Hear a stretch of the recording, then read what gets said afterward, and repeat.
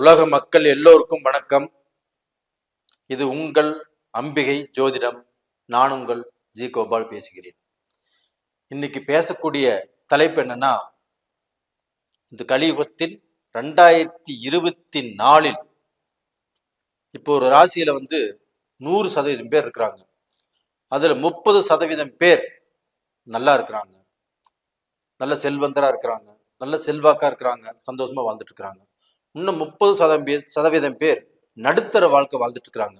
மேலேயும் போக முடியாம கீழேயும் வர முடியாம ஒரு குழப்பத்தோடையும் அவங்க பார்க்க போனா நினைச்ச காரியங்கள் கைகூடி வராமலும் குழப்பத்தோடு வாழ்ந்துட்டு இருக்கிறாங்க.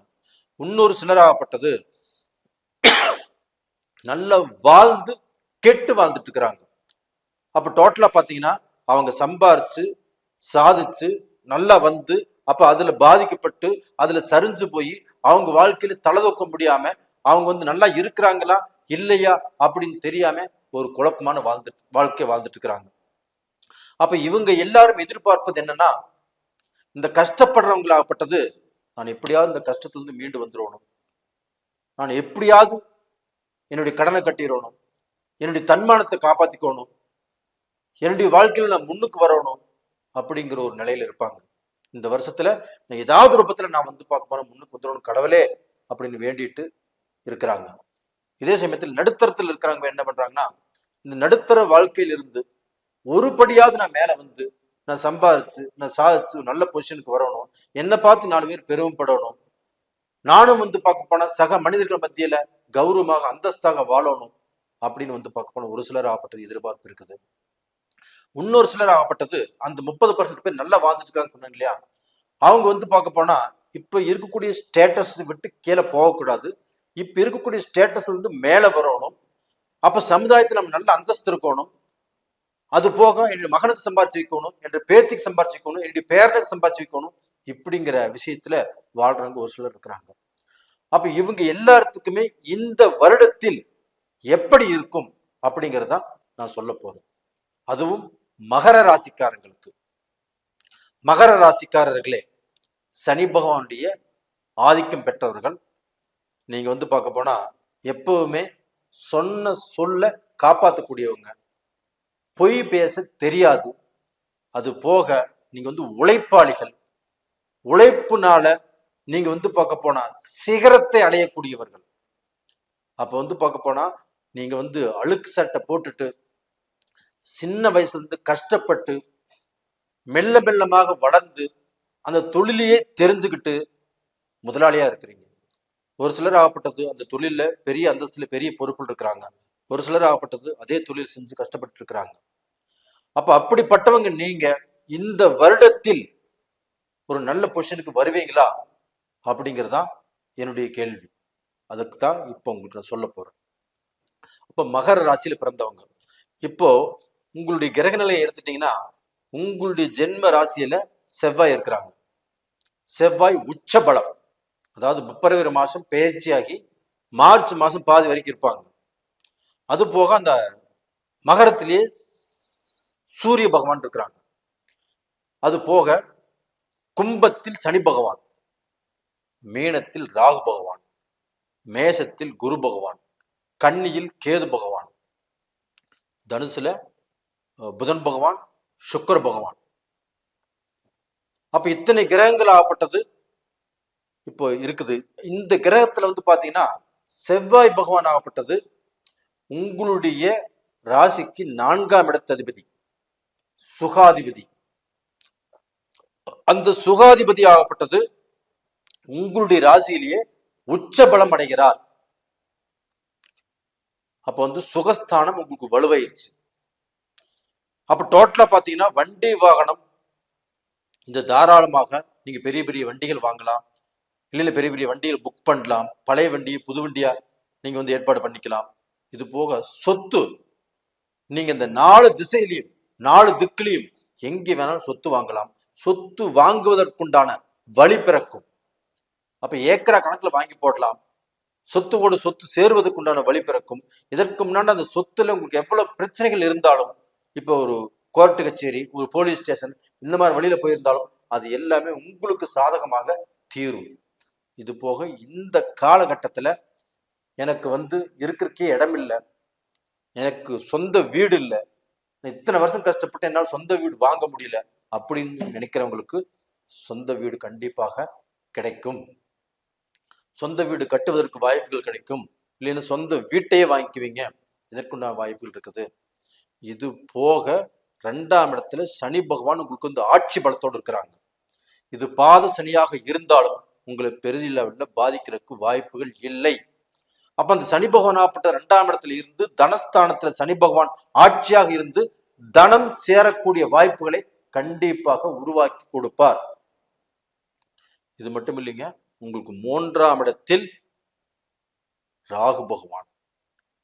அப்ப இந்த 3ஆம் இடத்தில் பெயர்ச்சியாகி இருக்கக்கூடிய ராகு பகவான் உங்களுக்கு மிகப்பெரிய வாழ்க்கையில பார்க்க போனா ஆடம்பர வாழ்க்கை, ஒரு ஐஸ்வர்யமான வாழ்க்கை, ஒரு பகட்டான வாழ்க்கை, நீங்க பார்த்திராத வாழ்க்கை.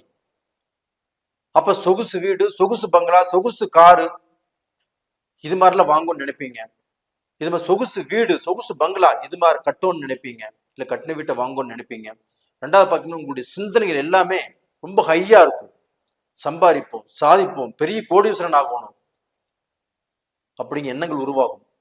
அப்ப எதுவுமே இல்லாம கூட இந்த சிந்தனைகள் ஜாஸ்தியா உருவாகும். அப்படி ஜாஸ்தியா வந்தா கூட இந்த பீரியட்ல இந்த ராகு பகவானுடைய அனுகிரகம் மகர ராசியில பிறந்தவங்களுக்கு கண்டிப்பாக இந்த ராகு பகவானால் கண்டிப்பாக ஒரு நல்ல ஒரு செல்வாக்கா, ஒரு செல்வந்தரா, ஒரு செல்வ நிலைக்கு வரப்போறீங்க. அப்ப இந்த ராகு பகவானால உங்களுடைய வாழ்க்கை தரம் கண்டிப்பாக மாறியாச்சுன்னு சொல்லலாம். அப்ப அந்த அளவுக்கு ஸ்ட்ராங்கா இருக்குது. அப்ப அந்த ராகு பகவானாப்பட்டது உங்களுக்கு பார்க்க போனா எந்த ரூபத்திலும் கீழே நீங்க சரிவதற்கு விடாது. அப்ப நீங்க உயர படிப்படியாக முன்னேறி உங்களை பலரும் பார்த்து பொறாமைப்படக்கூடிய அளவுக்கு, பெருமைப்படக்கூடிய அளவுக்கு இந்த ராகு பகவானாப்பட்டது உங்களுக்கு நல்ல அமைப்பை ஏற்படுத்தி கொடுப்பார். அது மட்டும் இல்லைங்க, இப்போ ஒரு லட்சாதிபதியாக இருந்து கோடீஸ்வரனாக இருக்கிறாங்க வச்சுக்கோங்களேன், அவங்க எல்லாமே இந்த ராகு திசையில, இந்த ராகு பயிற்சியில தான் லட்சாதிபதியாக இருந்து சின்ன பணக்காரனாக இருந்து பெரிய பணக்காரனாக வளர்ந்து வந்தது அந்த பீரியட்ல தான். அந்த ராகு அப்படிங்கிறது கொடுத்தால் கூரையை பிச்சுட்டு கொடுப்பாரு. அந்த அளவுக்கு பார்க்க போனா ஒரு பாக்கியம் இருக்குது. அதே சமயத்துல அந்த ராகு பகவான் கெடுக்க நினைத்தால் கண்டிப்பாக நீங்க பல கோடி வச்சிருந்தாலும் ஒரு ரூபாய் கூட்ட தங்காத அளவுக்கு பிச்சைக்காரன் ஆக்கிடுவார்னு சொல்றேன். அப்ப இந்த சமயத்துல நம்மளுடைய சிந்தனைகள் நேர்வழியில் இருக்கணும். கெட்ட பாதையில போகாம, கெட்டவங்களோடு சேராம, கெட்ட நட்பு வச்சுக்காம நம்ம நல்ல பாதையில போய் நல்லவங்களோடு சேர்ந்து நல்லதை நினைச்சோம்னா நீங்கள் நினைத்த இடத்துக்கு வர முடியும். நீங்கள் நினைத்ததை சாதிக்க முடியும், ஜெயிக்க முடியும். அதற்குண்டான வாய்ப்புகள் இருக்குங்களா? அதே சமயத்துல இந்த டயத்துல பாத்தீங்கன்னா குரு பகவான் உங்களுக்கு 4ஆம் இடத்துல இருக்கிறாங்க. அந்த குரு பகவானுக்கு வீடு கொடுத்த செவ்வாய் உச்ச பலத்தோடு இருக்கிறாங்க. அப்ப அந்த குரு பகவானும் உங்களுக்கு பார்க்க போனா 12ஆம் இடத்தை பாக்குறாங்க. அப்ப அந்த 12ஆம் இடம் என்பது என்ன? அயன சயன போகஸ்தானம். அப்போ மகர ராசிக்கு 12ஆம் இடத்துல குரு பாக்குறாருன்னா உங்களுக்கு அயன சயன போகஸ்தானம்னா உங்களுக்கு இல்லற வாழ்க்கை நல்லா இருக்கும். குடும்பத்தில் இருக்கக்கூடிய பிரச்சனைகள் ஆப்பட்டது தீரும். நீங்க பார்க்க போனா குடும்பத்துல இல்லற வாழ்க்கையில சண்டை சச்சரவு பண்ணி டைவர்ஸ் வரைக்கும் உங்க குடும்பம் போயிருந்தாலும், உங்க பிரச்சனைகள் ஆப்பட்டது வீட்டை விட்டு வெளியில வீதிக்கு போயிருந்தாலும் அது எல்லாமே மட்டு பண்ணி இந்த குரு பாக்குறதுனால கண்டிப்பா நல்ல பொசிஷனுக்கு வருவீங்க. அதே சமயத்துல இந்த செவ்வாய் உச்ச பலமாக இருக்கிறதுனால கண்டிப்பா நல்லா இருப்பீங்க. புரியுங்களா? அப்ப டோட்டலா பாத்தீங்கன்னா மகர ராசியில பிறந்தவங்க எந்த ரூபத்திலையும் கீழே போகாமல் நல்ல நிலைமையில வரக்கூடிய அளவுக்கு வாய்ப்புகள் இருக்குது. அடுத்தது இந்த மே மாசத்துக்குள்ள பாத்தீங்கன்னா இந்த குரு பகவான் ஆப்பட்டது 5ஆம் இடத்துக்கு போயிடுறாரு. அப்ப அந்த 5ஆம் இடத்துக்கு போகக்கூடிய அந்த குரு பகவான் 5ஆம் இடம் என்பது மகர ராசிக்கு நட்பு அந்த சுக்கிர பகவான். அப்ப அந்த சுக்கிர பகவானுடைய வீட்டுக்கு அந்த குரு போயிருக்கிறாருன்னா சுக்கிர பகவானுக்கும் குருவுக்கும் ஆகாது. அது ஜென்மத்துல உங்களுடைய ஜாதகத்துல அந்த குரு எப்படி இருக்கான்னு பாருங்க, சுக்கிரன் எப்படி இருக்கான்னு பாருங்க. இது கோல்சார பலன். இந்த கோல்சார பலன்ல 5ஆம் இடத்துக்கு குரு போகிறது தப்பு இல்லை. அந்த 5ஆம் இடத்தில் இருக்கக்கூடிய அந்த குரு பகவான் ஆகப்பட்டது 9ஆம் பார்வையாக உங்களுடைய ராசியவே பார்க்கிறாரு. அப்ப உங்களுடைய ராசியை பார்க்கும்போது இன்னுமே பலம். நல்ல தெளிவு, நல்ல சிந்தனை. அப்ப நம்ம நல்ல நேர்வழியில போகணும், நம்ம நிறைய சம்பாதிக்கணும் அப்படிங்கிற எண்ணங்கள் உங்களுக்கு உருவாகும். நீங்க சம்பாரிச்சு கண்டிப்பா ஒரு கோயில் கட்டுவீங்க, இல்லாதவங்களுக்கு நிறைய உதவி செய்வீங்க. இப்பவே உங்ககிட்ட வந்து பார்க்க போனா உங்க அளவுக்கு இருந்தா கூட அதுல நீங்க 10 ரூபாய் தானம் பண்ணிட்டு இருக்கிறீங்க. அப்ப எவ்வளவு சம்பாரிச்சாலும் உங்க வரைக்கும் நீங்க இருக்கணும்னு நினைக்கிறது இல்ல. நீங்க முடிஞ்ச வரைக்கும் தானம் பண்ணிட்டு இருக்கிறீங்க, ஒருத்தருக்கு உதவி செய்யறீங்க, ஒருத்தர் நல்லா இருக்கும்னு நினைக்கிறீங்க. இன்னும் பெரிய லெவலில் சம்பாதிக்கும் போது அந்த அளவுக்கு வந்து பார்க்க போனா உங்களுக்கு தர்ம சிந்தனைகள் ஜாஸ்தியா வரும். கோயில் கட்டுவீங்க, நிறைய தான தர்மங்கள் செய்வீங்க. இந்த மாதிரி வாய்ப்புகள் அப்போ உங்களுக்கு நிறைய இருக்குது. அப்ப டோட்டலா பாத்தீங்கன்னா இந்த காலகட்டத்தில் எந்த ரூபத்திலையுமே நீங்களாப்பட்டது கீழே போறதுக்கு வாய்ப்புகள் இல்லை. அப்ப நீங்க நினைச்ச மாதிரியான வாழ்க்கை, நீங்க எதிர்பார்த்த மாதிரியான வாழ்க்கை கண்டிப்பாக இந்த டயத்துல நீங்கள் அடைஞ்சே தீர்வீங்க. இது உண்மை, இது சத்தியம். நீங்க கமெண்ட்ஸ்லயும் எழுதுவீங்க. அதற்குண்டான வாய்ப்புகள் இருக்குது. இப்ப குரு இருக்கக்கூடிய இடமும் நல்லா இருக்குது. அடுத்தது குரு மாறி அந்த குரு பகவானாப்பட்டது உங்களுடைய ராசியை பார்ப்பது மிக சிறப்பு. நேயர்களே, கண்டிப்பா மகர ராசியில பிறந்தவங்க நீங்க வந்து பார்க்க போனா வாழ்ந்து காட்டக்கூடிய நேரம் வந்தாச்சு. நீங்க வாழ்வீங்க. டோட்டலா பாத்தீங்கன்னா இந்த பதிவு உங்களுக்கு பிடிச்சிருக்குன்னு நினைக்கிறேன். பிடிச்சிருந்தா லைக் பண்ணுங்க, சப்ஸ்கிரைப் பண்ணுங்க, உங்க நண்பர்களுக்கும் ஷேர் பண்ணுங்க, ஆல் அப்படிங்கிற பெல் பட்டனையும் ப்ரெஸ் பண்ணிக்கோங்க. நேயர்களே, உங்களுக்கு தான் நான் நன்றி சொல்லணும். ஏன்னா என்னுடைய வீடியோவை நீங்க அதிகமா பாக்குறீங்க, என்னை ஊக்குவிக்கிறீங்க.